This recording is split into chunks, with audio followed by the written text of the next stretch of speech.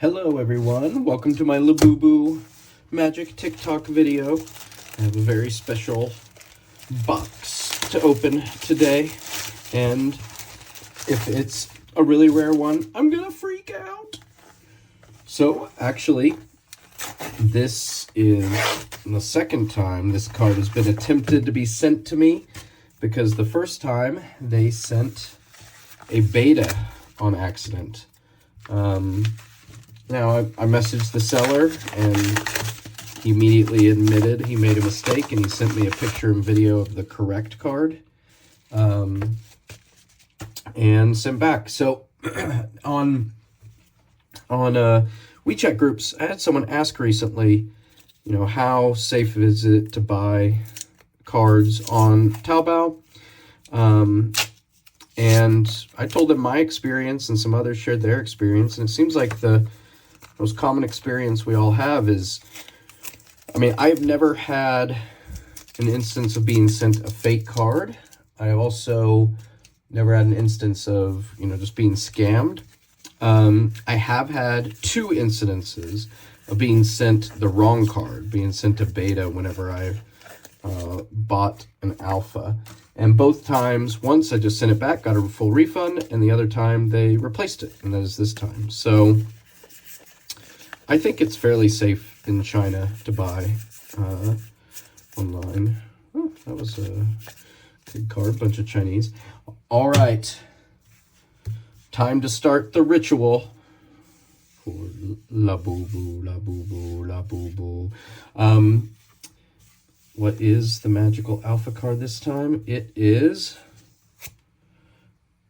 a Hypnotic Specter. And yes, the corners are correct this time, and it does look like it is. Oh my god, it's so cute!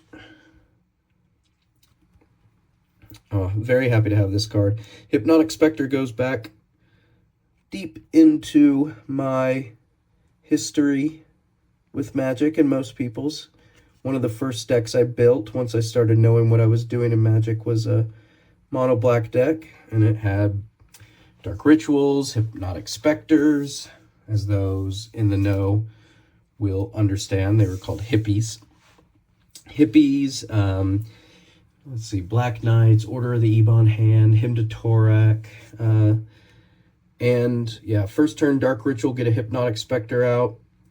Flying, an opponent damaged by Spectre must discard a card at random from his or her hand. Ignore this effect if the opponent has no cards left in hand.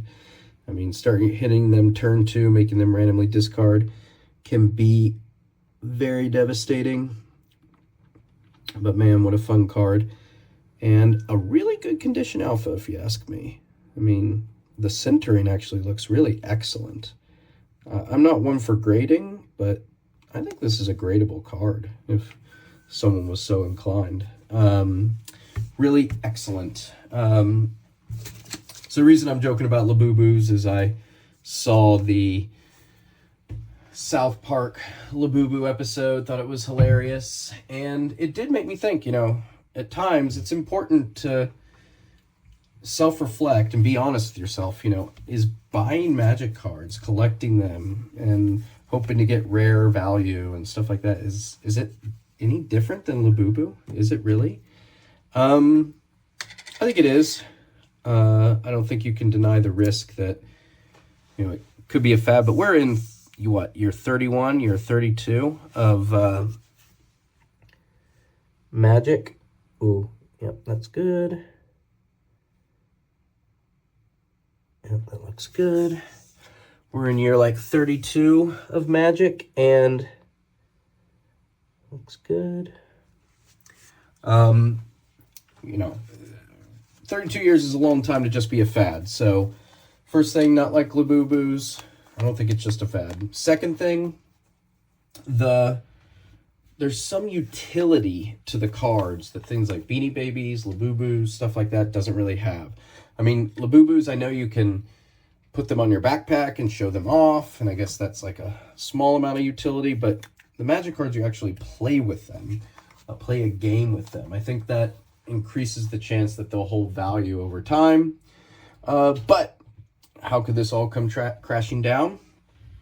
It just takes people not wanting to play Magic anymore. Honestly, if Magic like completely died, there was no one playing Magic, the value would tank of all the cards. The older cards, vintage cards like this, Alpha Original Set, are going to maintain some value just as a historical artifact, but modern cards, cards without a limited print run, those essentially would be close to worthless if the card game itself wasn't popular to play. So the only reason to maybe panic about having collectibles like Magic card games is if you think that the game itself is going to die. Now, yes, there are people who hold nostalgic value like myself to old cards like this that others don't, but and when those die off, maybe there'll be less. But I also look at it, look at baseball cards, for example.